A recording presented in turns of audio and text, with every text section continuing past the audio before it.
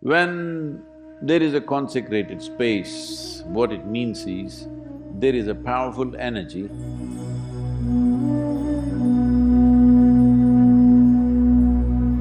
You don't want to sit with your legs open like this, it could be detrimental to you in many different ways.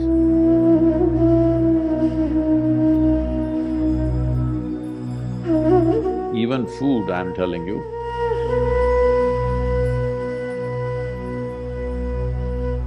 If you stand and eat, there are many negativities to this.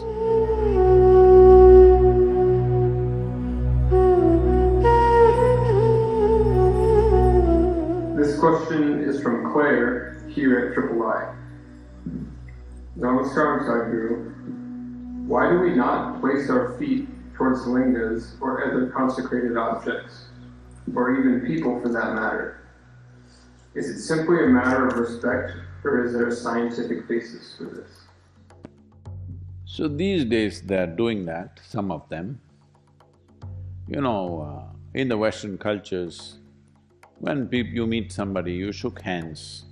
Because of virus, they don't want to touch. Some are doing elbow touch, some are doing feet shaking. So it's beginning to happen, Claire, you don't have to feel disappointed. It's beginning to happen. Shaking a leg at each other. Well, why, if there's an energetic situation, you always are asked to cross your legs, not to stretch your legs in the direction. Well, this respect thing is a more newer expression of that, essentially because you can receive anything that comes towards you in many different ways. The yogic intention always is to receive it from the higher aspects of your life. You know there is anahata, which is the meeting of two triangles. Below that is manipuraka, swadhisthana and muladhara, which are all chakras representing different aspects of survival process. Survival, basic survival, reproductive process, maintenance process, all survival related. Here it comes, and there are two triangles intersecting each other, because this is ultimate ecstasy, this is realization, this is power, this is love, and these sections, these triangles intersecting. When there is a consecrated space, what it means is, there is a powerful energy which has the possibility of transforming you.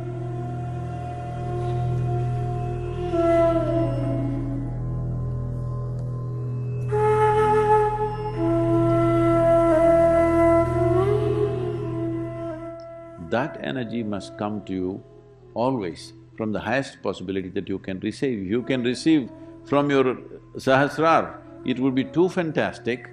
That is the reason, the moment any Indian person goes into a temple, first thing is, they want to expose this. They keep it wet. In a proper temple, they are told, even in the Dhyanalinga temple, people go wet themselves, a wet head, because they are hoping this energy will enter here. It didn't work, so hoping here. Didn't work, then they will take, hoping this will have work, nothing worked, then they will say this. But they don't want to go here, because these are survival processes. We don't want to enhance them, we want to enhance other dimensions of life which will enhance our life, because if you survive better, if you survive, it's good. It's very essential we survive. But surviving better than somebody is not a life goal. It's a waste of time, because whatever you do, you're not going to survive forever. Hello? Whatever you may do, even minus the pandemic, you will not survive forever. So there is no need to invest too much in the direction of survival. So, because of this, the whole culture understanding this dimension, they created the societies in a certain way. Well, today what you find is a whole distorted version of that, but fundamentally it is still there, that when you go to any consecrated space, you're like this, because you wanted to enter here, you want to become blissful, ecstatic. Doesn't work, at least peacefulness and realization.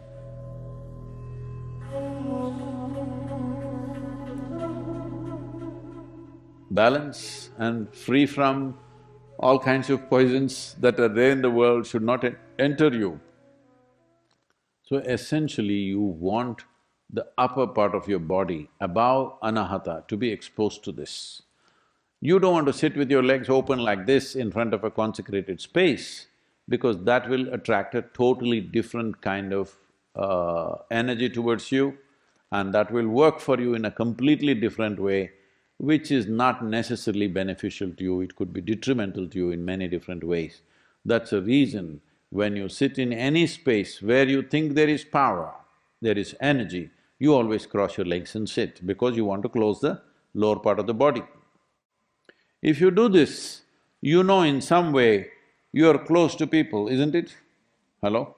Ladies, you know this. Suppose somebody is talking to you, let's say a stranger has come, a man, talking to you. Will you talk to him like this? Hello? Well, some of them are doing it these days because they think what is wrong? Nothing wrong, you will bring a certain different type of attention to yourself. Well, if the man is decent, he will do this, if you're Indian, otherwise you will say hello and maybe shake his hand. And if he's acting little fresh, you'll say, yes or no? Because you know, you may not know intellectually, but instinctively you know what kind of postures bring what kind of attention to you, isn't it? Hello? Whatever culture you have grown up in, instinctively you always know because it happens in the body. It's not that we make up in the mind, certain things happen in the body. So certain cultures have very consciously evolved these postures that if you want to do this is how you must sit. It's very, very important. Even food, I'm telling you, if you sit in front of food, one advantage you have is there is a table between you and the lower parts of your body.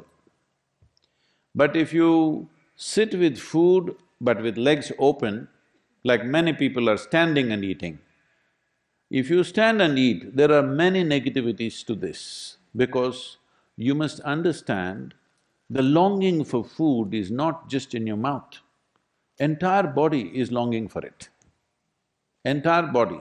Well, people will say, oh, there is nothing scientific about it, is my navel longing for food, is my genitals longing for food? Yes, it is. You may not understand, every part of the body is longing for food, but it must go through this route, isn't it? Hello? Similarly, there are other kinds of longings in our body, they must go through the right route, then only life works out in a certain way, otherwise you will distort life. So keeping your legs crossed whenever you see a powerful form is a very important thing, and also food. Food is a very powerful thing. Hello? If you have not eaten for 3 days, you understand it's a very powerful thing, isn't it? Hello? It is a very powerful thing, and you will see if you have not eaten for 3 to 5 days, every cell in the body will long for food. Now if you place food here, it's not just here, mouth waters, everything works. So it's important that your legs are crossed when food comes in front of you, but you have found another way, shielding yourself with a table. All right, if that is working for you. But if you're having food, you're very hungry and food is exposed to the entire body, this is not good for you. This goes for food because we consider food as a very powerful instrument, consecrated objects, and human beings who are of a certain power within themselves, you never open your legs and sit like this in front of them because that will bring a wrong kind of energy into your system. I'm asking you, is it good to shit? Hello, I'm asking you a question. Yes. But it must come out of a certain part of your body. If it comes out from elsewhere, it will become terrible, isn't it? Hello? Similarly, food should go in a certain way. Food going in is not only physical food going in, food goes into you in so many ways because the entire body is capable of this. I must tell you my experience. Once we had a major success in some business venture when I was doing this. So, I was always exposed to nature wherever possible. I've been trekking, motorcycling, all this, but my partner is a nice city boy. So we decided that we will go to a place where there was a reservoir, like a dam, and there's a big lake, and there are small, reasonable-sized hills. We went there and we were all swimming. After swimming, I was still in my swimming trunks. I thought, let me climb the hill. It was summer months, pretty dry. So I went up the hill. Now sometimes I wonder, these days wherever I go, somebody's carrying a bottle of water. At that time, I rode through the day and night. I never had a water bottle with me. We just managed just like that. So I went up the hill. As I went in the summer heat, bare-bodied, I was sweating heavily, but I have a problem of turning back halfway. So I want to go all the way up and then come down. I went up, and as I was beginning to come down, I started feeling that I was suffocating with my tongue kind of bloating up. I was dehydrating so much that my tongue was becoming like a block in my breathing, and I really started struggling. I badly needed at least a few drops of water. I tried to lick my own sweat, but it didn't help. When I thought I'm going to kind of literally lose my consciousness, like I'm going to faint, then I just sat there with my eyes closed for some time. Then I realized my entire body, like all the hair on my hands and legs are all going this way. It's not like goosebumps. Goosebumps means this will rise this way, this will rise this way. I just saw that all the hair pointing this way. And I just knew, there's water somewhere here. And I just went in search of it. I went into a small, beneath a rock outcrop, like a small cave. A cave not for a human being.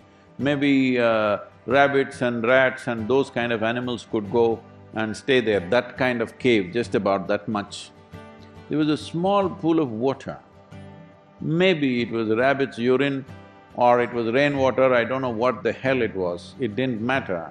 I just put my face into it and drank up the whole thing, including the mud and everything. I sat there for a while, recovered from that and came down. Why I'm saying this is, when you really need something like food or water, you will see every cell in the body will long for it. If you pay attention, you will see thirst is not just in your mouth, it's everywhere. So, the same goes not just for food, the same goes for other types of energy also. Every cell in the body longs for it. It's very important you receive it the right way. So whenever you feel there is a powerful place, it's always best to cross your legs and sit down if you're sitting there, not sitting like this. You will attract something that you don't need.